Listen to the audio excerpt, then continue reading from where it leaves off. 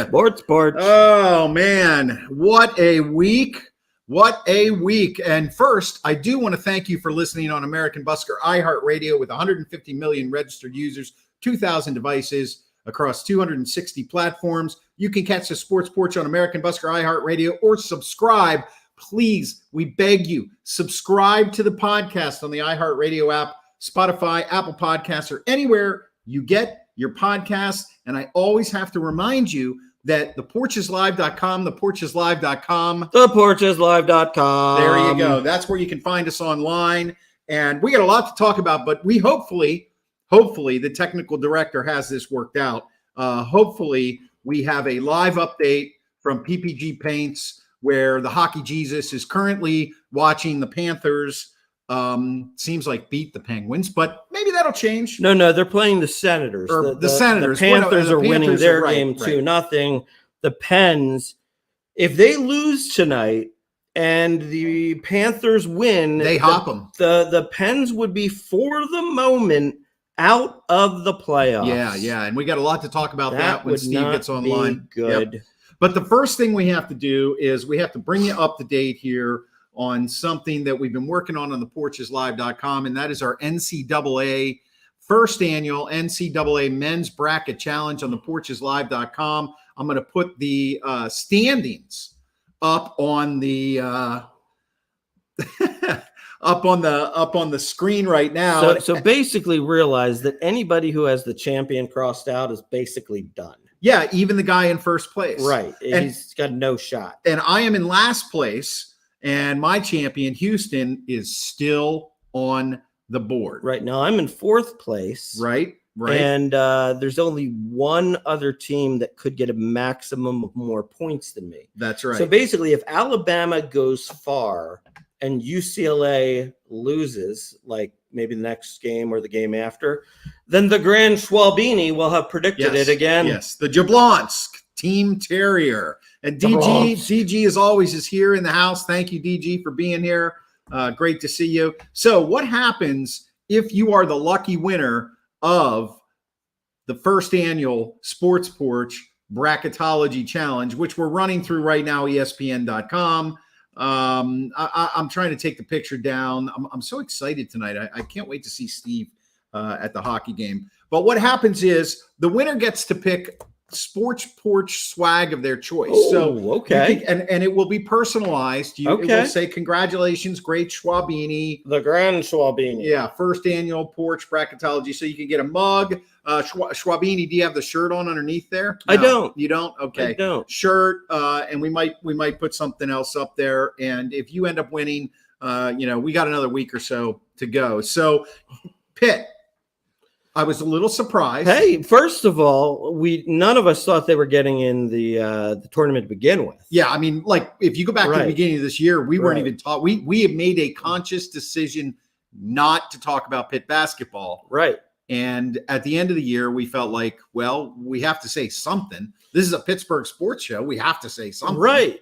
And then even after they had a decent season and they finished horribly. Yeah, they did finish horribly. We then thought they will have no chance to make it. That's right. And then miraculously they did. I know. They got into the play-in game. They won the play-in game. Yep. And won their first round against game. Iowa State. Yep. Yeah, against Iowa State.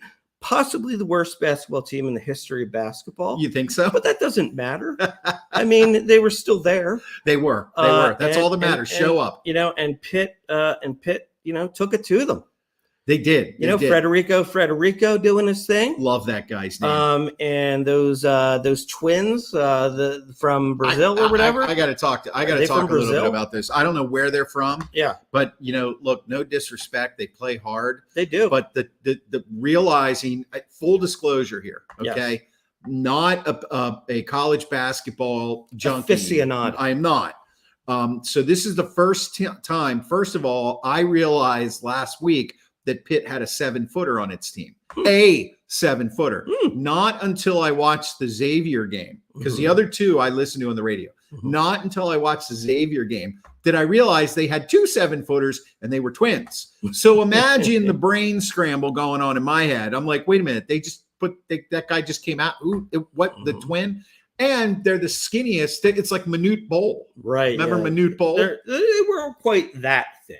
I got to tell you, they were very ineffective. They're thin. They need to put a little weight on. They could have some meat and potatoes. Absolutely. Would do them some good. Yeah, I heard somebody on the radio talking about 3 peanut butter and jelly sandwiches every night before they went to bed would help. It would. I mean, what are they having? Like avocado? I don't on a daily basis. Yes. Hummus. A hummus sandwich. Yeah, hummus sandwich. I have no idea. But that being said, it was an impressive season for Pitt basketball. Congratulations to them. I felt, and this has been talked about over and over. We're a weekly sports show. So since they lost yesterday, it's been analyzed over and over again. And yes, there was a moment in the final 2 minutes where a rebound could have been, dished out on the right side beyond the paint. And if that guy sunk a 3-pointer, now they're down by 7. Could that have been the start of a run? Who knows? Xavier is a good team. Their coach is from Pittsburgh. Sure. Yeah. But and the other thing is, what do we have to look forward to next year? This is what I don't like about that transfer portal. Okay. They've got some guys that they're talking about. Although maybe a team like Pitt isn't really as dramatically affected by it.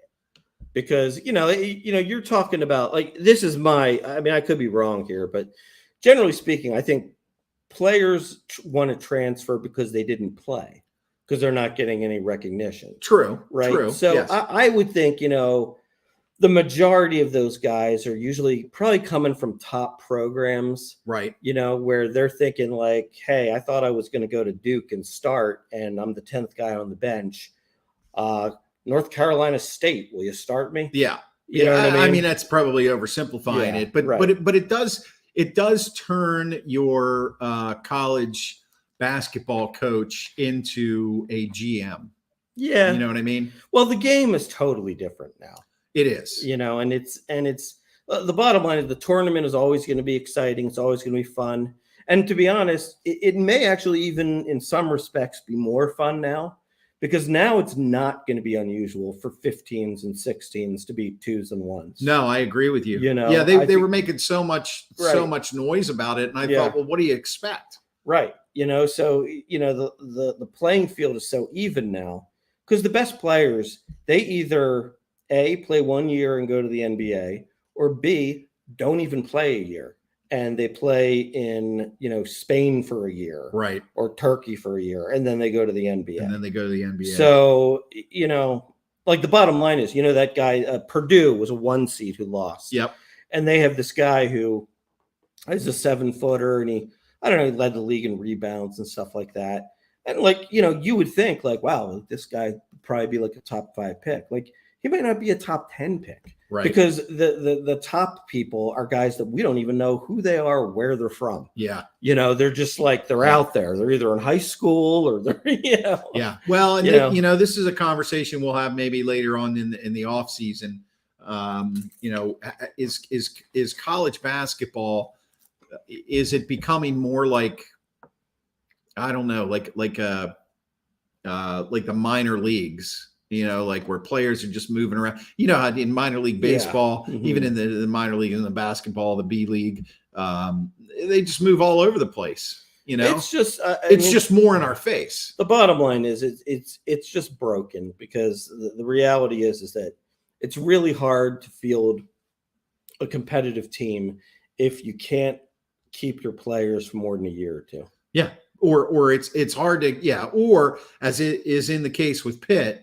They found lightning in a bottle, right, and they put together a much better team this year. Right.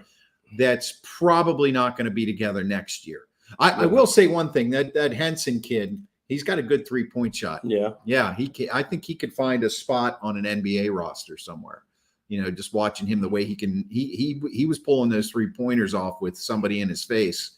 So I was sure it wasn't like his best game of his life, though. Probably not. I mean, I don't know. I don't know, but probably not. So that being said, congratulations to Pitt for a great season. It actually was entertaining the last 2 weeks of the season to see them play, even though they got trounced. Mm-hmm. But hey, who knows? Maybe next year. Maybe that's what Jeff Capel's strength is.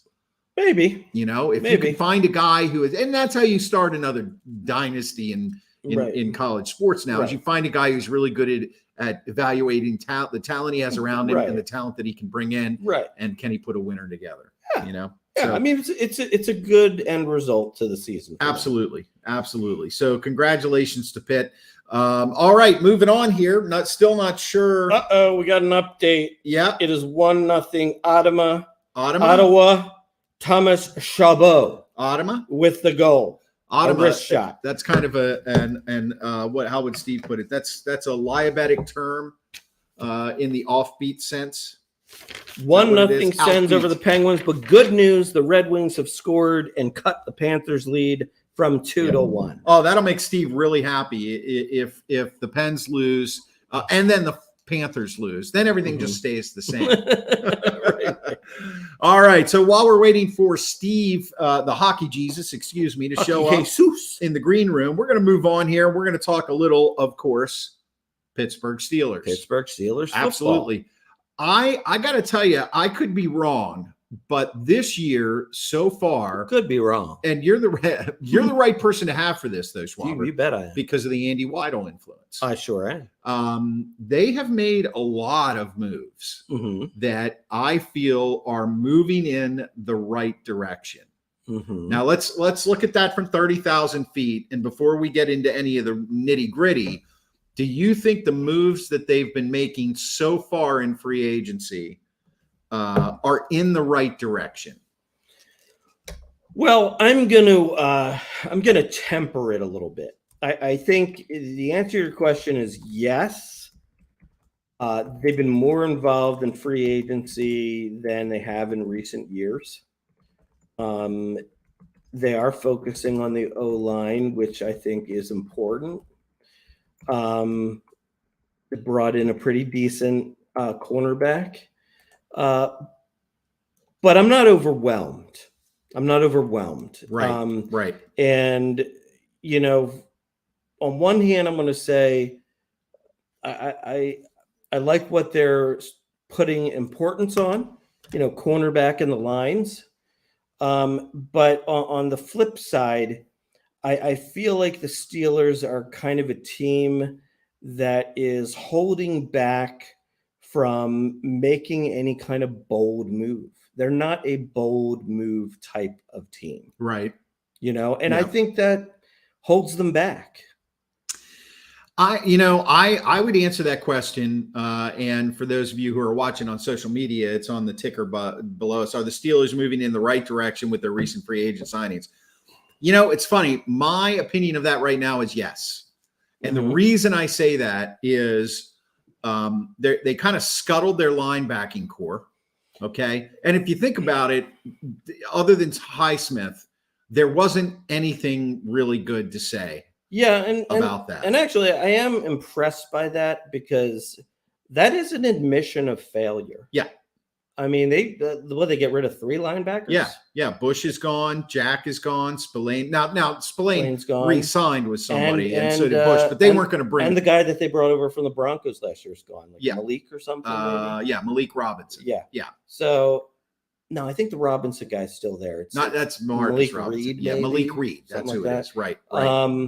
That's a surprising move for this team. This team, I think prides themselves on sort of being like the linebacker U of the NFL. They do. And they just basically told us we've botched this position for the past 3 years. Yeah. And I think you're right. DG says it looks like short-term fixes, but it might be okay for now.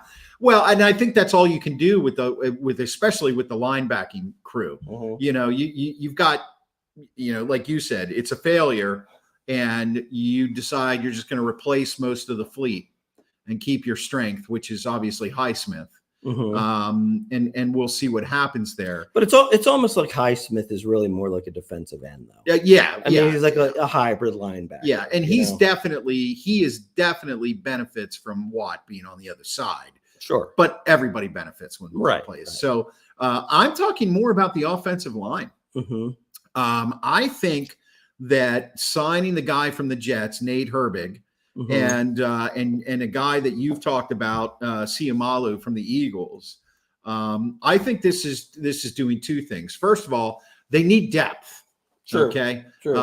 They played 99% of the snaps last year with the same 5 guys on the offensive line. Yeah, and that's unusual. That doesn't happen too often. Yeah. But I think the depth that they signed is much better than what they signed last year. And for example, you can talk to me about Ciamalo. I can talk to you about both. Nate Herbig is a former Eagle. He is a former Eagle. You're right. So tell me about these 2 linemen here. Okay. Well, Ciamalo is obviously the better player. He's going to start. Right. Now, here's the thing. Ciamalo is a good player. I think it's a good signing. It's kind of a funny situation in a way because now, I mean, everybody knows that the Eagles' offensive line is the best offensive line. It's pretty good. Football. Yeah. Okay. It's pretty good. So the bottom line is, out of 5 offensive linemen, he was their worst one. But you also have to remember that the other 4 went to the Pro Bowl. Right. Right. Okay. Right. Okay. Well, what round was he drafted in? He was a high draft pick. Third right? round draft pick. Okay, not that high, but third round draft pick. Did he come in as a center? He came in as a center. The original plan was to eventually replace Jason Kelsey, but Kelsey just keeps going. Right. So they moved him. First, they moved him to left guard, where he played in between Jason Kelsey and Jason Peters. Then they moved him to right guard, where he played in between Jason Kelsey and Lane Johnson. All right, so we're gonna have to. Is the Jesus in? Yes, the Jesus. Jesus, can you hear us? Can you hear us, Jesus? So what we're gonna do is we're gonna cut to PPG Place right now. Let's see. There he is. Can you hear us, Jesus? Oh my gosh, here comes What's up, guys? What's going on tonight? Well, we were just in the middle, Steve, of a little Steelers talk, but I think what we want to do right now is we want to switch over to the Pens and give us an update on the Pens game. Hockey Jesus live from PPG Pens, Ottawa. You might have to speak up. You might have to yell. Number 36, Parker Cesario. Oh, well, can you hear me? Can you hear me? I'm trying to yell as much as I can. Yes. That's decent. Yeah, we can hear you. Yeah, it's good right there. Okay, Yeah. So tonight, PPG, it's a classic Pens battle where they have 17 shots on goal and they have 0 goals. All right, perfect. They've got him right where they want him. And the other team has 8 shots on goal, and they have 1 goal. How's Jari doing? Well, you tell me. I mean, he's given up 1 goal on 7 shots. Well, those are. Well, it's harder. The fewer shots you get, it's harder to get into a rhythm. I'm telling you, the Pee-wees that are out here now shooting are better at stopping the puck than Jari is. That's funny. So, Steve, what is your feeling about right now? The Penguins are 1 point ahead of the Florida Panthers. Right now, the Panthers are leading the Red Wings 2-1. How devastating will it be if at the end of this evening, the Penguins are out of the playoffs for the moment? No, I mean, right now it doesn't really matter. What matters is 3 or 4 weeks from now. I think this is going to be a battle to the end, I'll be honest with you.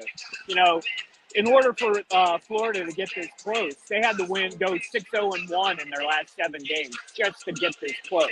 So they're going to go through a spell where they're going to play 500, and the Pens are going to go through a spell where they're going to do okay. I mean, they still play the likes of Columbus, and tonight, I mean, they're not looking good against the Senators, but I fully expect them to come back. I'd actually be thrilled if I saw DeSmith in goal to start the second. I don't think Sullivan's going to do that, but to me, I think that's what he's going to have to do. At some point, he's going to have to pull the plug on Jari because he just doesn't look good. I mean, even live, he doesn't look like he doesn't look like he's in the game. I mean, he just looks not confident. He's deep in the net. He played the puck like the first time it came down. I'm like, okay, maybe he's going to be in the game tonight. But that was the only thing he did well all night so far. So yeah, it's a little bit of a shit show here at PPG, at least the first period. But I tell you what, the Pens are hungry. They definitely want to score. So I mean, it's not for lack of trying. Who are you at the game with there, Steve? What was that? Who are you at the game with? Oh, I'm here with the hockey. Oh, Susan, hello. Susan's making her Is that debut. Mary? No, She looks absolutely thrilled to be there. Hey, she got all dressed up. She got a jersey on. Yeah. Hey, you're going to play the part. I have to tell you, I play this game called a shirt foul where, somebody's wearing the wrong shirt. And the shirt foul for tonight was somebody was wearing a Kenny Pickett jersey. I mean, come on. You're at a Penguins game and you're wearing a Kenny Pickett jersey. Come on, guys. Let's go. You can do better than that. Yeah, well, it's better than a Bonds jersey. I've seen those. Actually, I would have preferred to see a Barry Bonds jersey or a Bobby Bonilla jersey over a Kenny Pickett jersey. I think the classic jerseys that people wear are like somebody that the Penguins traded who was just a total disappointment from 10 years ago, and somebody's wearing it. Yeah, you don't see too many of those normally because, you see the Lemieux jerseys still, which are still perfectly acceptable. I did see a Bluger jersey, actually. There you go, Bluger. Yep. Bluger. His fans are still out there. One of them right here. Yeah. Hey, Steve, listen, before we go, chime in a little bit on this Siumalu signing, the lineman from the Eagles, and Nate Herbig, and how you feel about that. So I think in general, I think the Steelers signings have been good. I think that overall they've addressed some needs in the secondary at that cornerback position with Peterson. And now they've really gone out and gotten I know he's not necessarily a first-team Pro Bowler, but he's a guy who's been on a team who's had a great offensive line. And I think that's going to be good for the Steelers, just to have somebody who has some experience, is young, knows what it takes to win. We'll bring that winning mentality to the game, I think that's what's more important.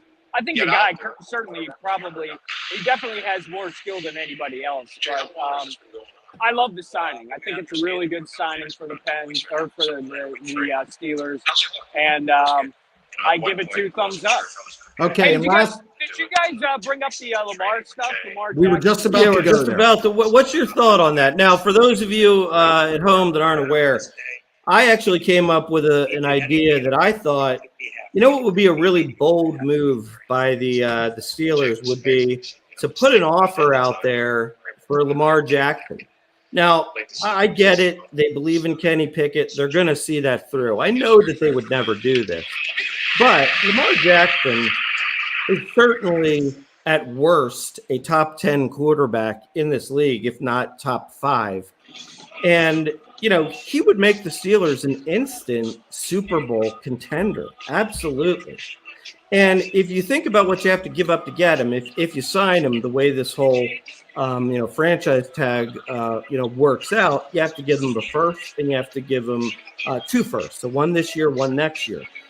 You wouldn't actually really be giving him 1 this year because you recouped in the Claypool trade the 32nd pick in the draft. That's just like the last pick in the first round. It's just 1 more back, right? Right. So, and then the other side of the coin is, let's just say that the Ravens decide they're going to match it. Hey, we're not going to let him go to our arch rival.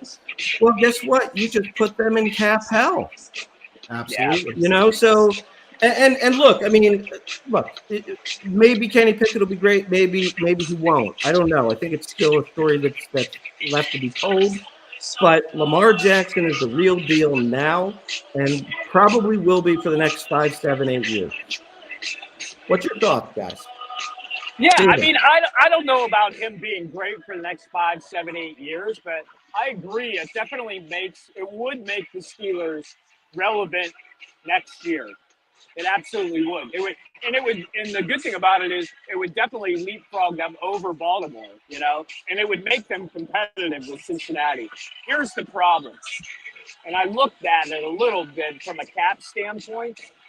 It would actually put the Steelers in cap hell after this year. I'm actually not afraid of giving up like 2 number ones. I don't think the number ones are a big deal because you're getting a proven commodity in Lamar Jackson.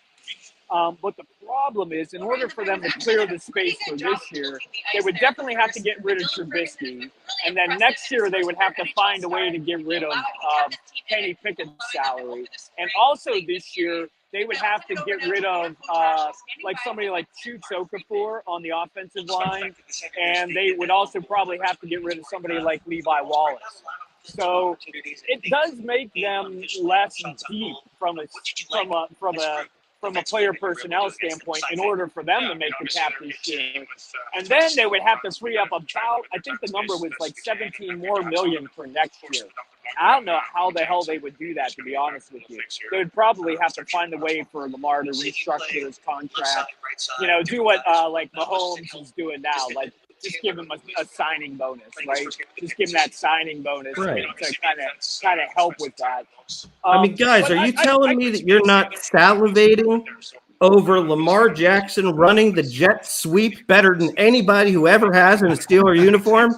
Well, it would make the running game much better. It would give you that secondary running back. You don't have to go out and get another running back now. Because with him and Najee in the backfield, that's all you would really need. But the reality is, and you've said this, Mark, it's just not what the Steelers do. There's no way they're going to do that. They've made their bed with Kenny Pickett, and that's who they're going to go with. And by the way, I haven't seen any Lamar Jackson jerseys here tonight. And if I did, that would probably be a worse shirt foul than a Kenny Pickett. All right. Well, listen here, Steve. We're gonna let you go. Get back to the game. We look forward to the Hockey Jesus preaching on the podcast after the game. You can catch the Hockey Jesus on the iHeartRadio app, on the Sports Porch podcast, or anywhere you get your podcasts.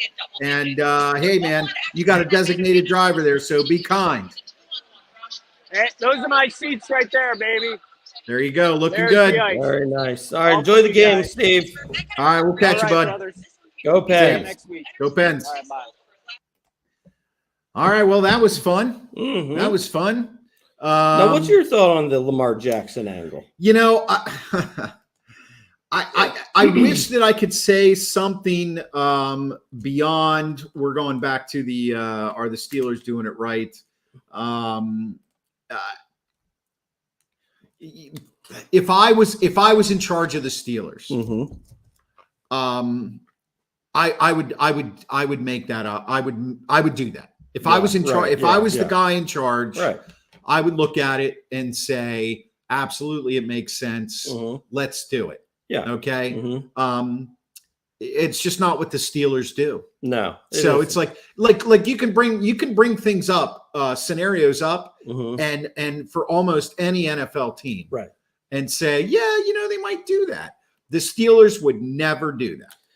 But it makes complete sense, Schwab. Right. Now, but here's kind of like what I'm kind of getting at with this.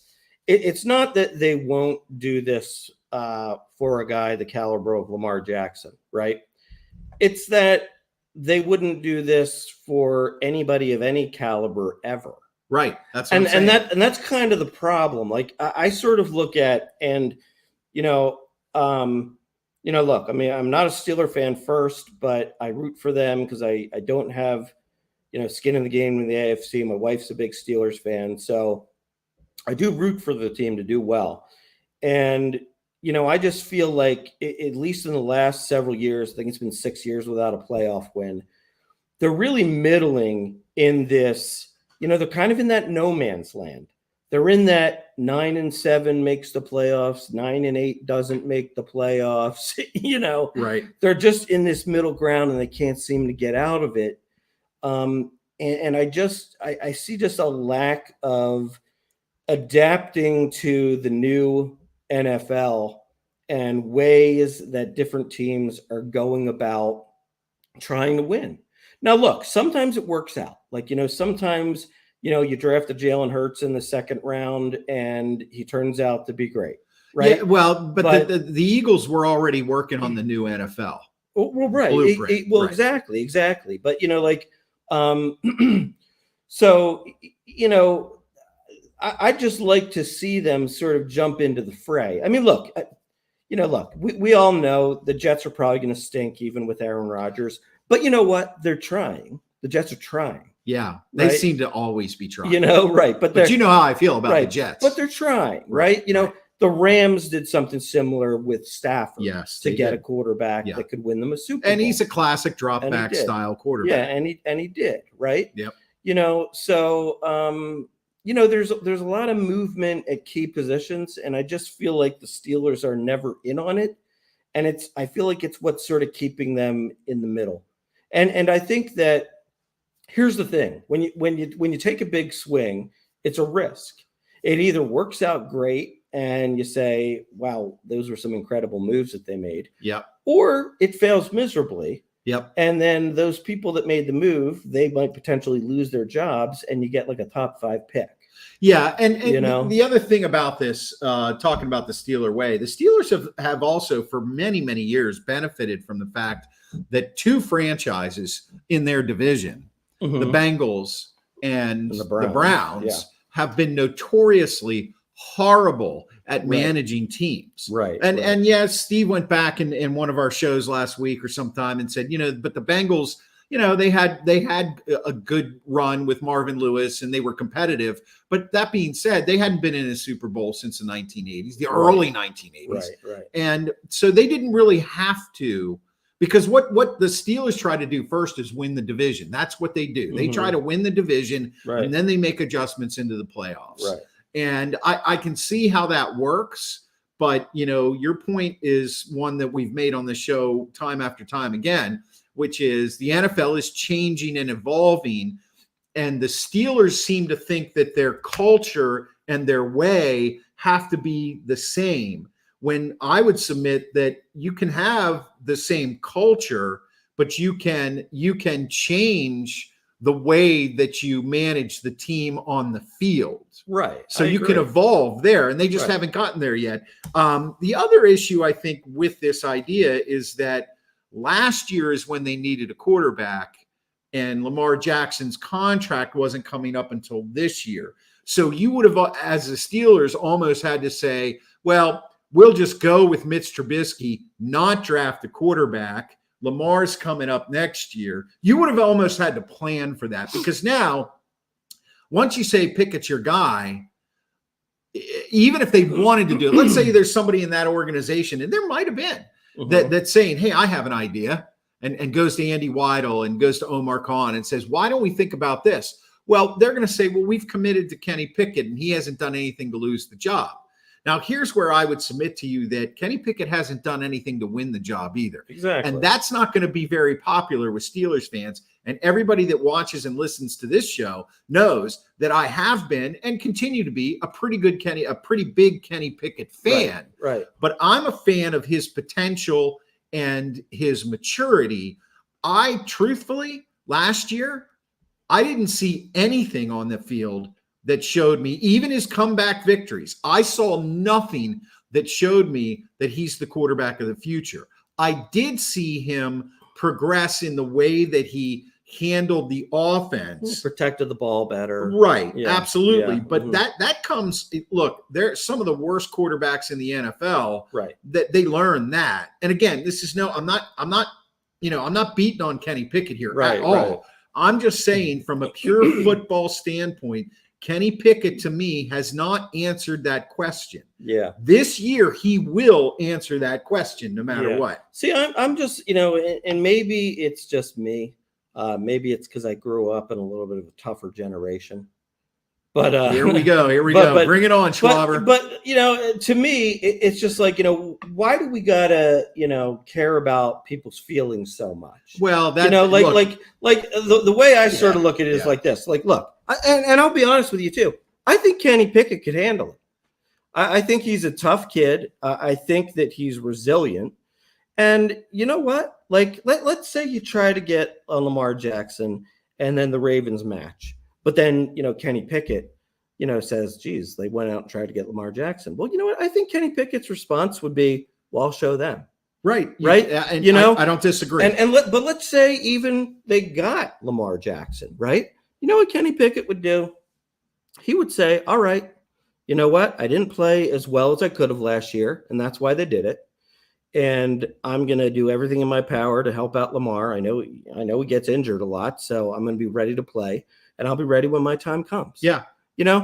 What's wrong with that? Yeah. Why's it got to be like, oh, once we put him in charge, we can never take it away or it's all over. Yeah, I know. You know what I mean? I'm with you. I'm with you. So, the bottom line on that question, Schwaber, for me is that, yeah, I think that would be a grand idea.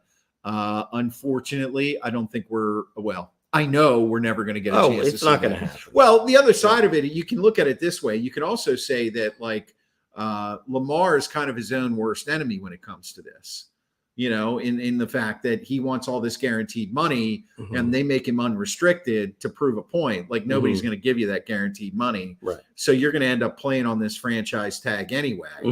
And if you think about it, a guy like Lamar, there's another year gone by without a contract. Right. I mean, just take the money. Right. The other side of that Pickett thing is if that were to happen and they bring Lamar here, well, Pickett is going to be 26 this year. Okay. The only chance that he gets to start in the NFL if Lamar Jackson is here is if Lamar Jackson gets hurt. Right. Or he goes to another team. But his career is almost gone. So, it's a great idea. I don't know why anybody wasn't talking about it. Maybe somebody was talking about it weeks ago. Well, there is a lot of talk about, is the NFL, are the owners colluding against Lamar Jackson? Of course they are. That they're basically all saying, hey, the Browns were idiots. They should have never given him all that, Deshaun Watson, of all people, all that guaranteed money. And, hey, nobody else do it. We got to stick together on this. Yeah. That's what he's dealing with. And I think it's a shame because it's not fair to him. Yep. DG says, time for a rant. The NFL owners are cheap, greedy, disgusting gluttons. I gave up my Bucks tickets after being Brady gouged. Well, you know what, DG, you're right. They are, but they're in charge and we watch anyway. Ticket sales is not where they make their money. It's TV revenue and merchandise and revenue sharing and all that. But you know that. I know you know that. I don't think that the NFL owners are colluding against Lamar. I think they're colluding against the players. Yeah. And they're sending a message that this doesn't set the standard. Right. Let's say, I don't know. Let's say Joe Burrow decides let's say Joe Burrow was the first one to say, I want $250 million guaranteed. And they said yes to him. I think it would be a different story. It probably would. I think it's all about the fact that it's the Cleveland franchise and it's that particular player, Deshaun Watson. And, what are you going to do? DG has one more comment in here. Roger Goodell set to make well north of $40 million for this coming year after extension. The team values have skyrocketed, as have salaries. I'm done ranting. No, please, we don't want you to ever be done ranting. I mean, if you want to rant, let's start talking about the Jets and Aaron Rodgers again. Okay. I want to go back, and I'm actually going to go back here. I'm going to do this. I have said for weeks now that the Jets are where quarterbacks go to die. Okay. So the New York Jets apparently are going to end up getting Aaron Rodgers. Stephen A. Smith from ESPN says Aaron Rodgers can make the Jets Super Bowl contenders. I disagree 100% with that because the Jets they're a cursed franchise. They're a cursed franchise. First of all, Joe Flacco went there to die. Okay. Brett Favre went there to die. Vinny Testaverde went to the Jets to die. I can't find their historical roster because I wasn't ready to rant about this today. But, Boomer Esiason went to the Jets to die. Ken O'Brien was born, raised, and died as a Jet. And Aaron Rodgers, I'm sorry, you're going to go to the Jets and your career will die. That's my prediction. I am completely opposed with your in opposition to. Yes, I'm in opposition to your thought. Are you going to outbeat my opinion? My thought is, to be completely honest, my thought is that cities aren't cursed. Some win more than others, some lose more than others in a certain time period. Okay. The bottom line is, none of us are going to live to be 250 years old. I'm going to try. For all we know, like after we die, like in the year 2080, the Jets win 7 Super Bowls in a row. I mean, you don't know. Okay. Yeah, they're not going to. I'm just telling you right now, this is what I'm going to do. I found it. Okay. I want you to listen to these quarterbacks. And I'm not going to go way, way back. Okay. So Joe Namath left the Jets in 1976. And he was a shell of his former self. They went on to have Richard Todd. Remember Richard Todd? I do remember Richard Todd. He was quarterback until 83. Ken O'Brien, quarterback until 88, 89, 91. Browning Nagel. Boomer Esiason, Jack Trudeau, Bubby Brister, Frank Reich, Neil O'Donnell. These I'm only putting out the names that mean something. Vinny Testaverde, Rick Meyer, Chad Pennington. He wasn't too bad. Quincy Carter,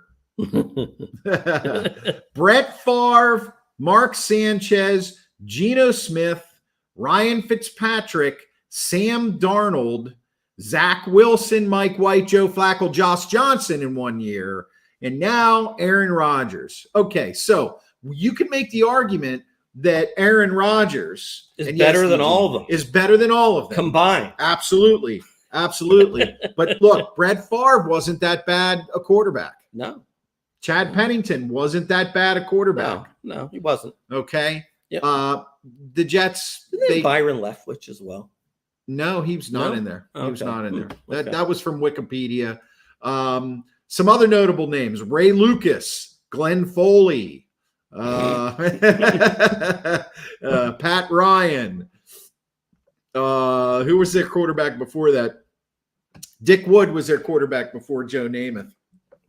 But that's it. And to be honest, Aaron Rodgers to me, his career's over. That's just me. O'Donnell left a proven Steelers system after a Super Bowl to die at the Jets. Thank you, DG, for that. Thank you so much. Here's the thing. I don't think his career is over, but what I do think, what could be possible,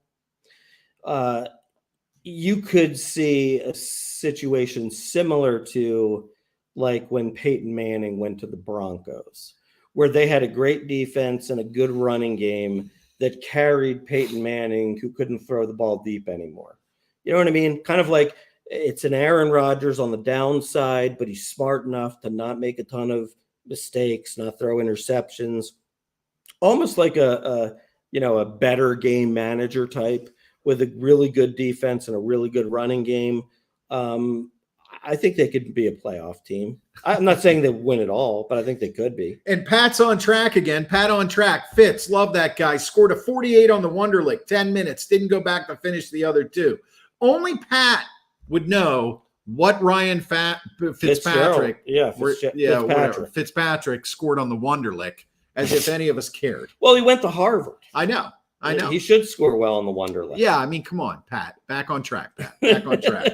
He's like transcending all of our shows. But you realize he still would have never mentioned Ryan Fitzpatrick if Ryan Fitzpatrick hadn't played on the Buffalo Bills for several years. That's right. That's our Buffalo Bills connection.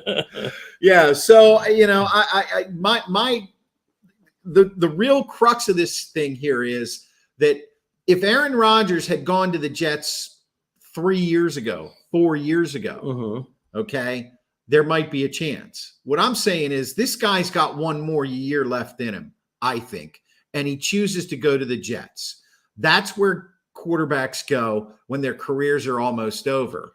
Well, I think, to be honest, I think if there's... I digress. I think the biggest thing going against Aaron Rodgers is just what a diva he's become. Well, yeah, that aside. Yes. But, the whole...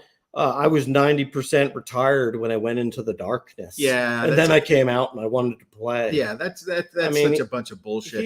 If you're an NFL team who hears that, do you want that guy? No, he's an idiot. Yeah, and that shows you the depth that the Jets organization will go to get a quarterback. DG's final comment: I think when Rodgers finally emerges from his darkness cave, if he sees his shadow, there will be 6 more weeks of indecision. That was a great one. I really like that. I thought he was going to finish it with there will be 6 more seasons of losing in New York. In New York.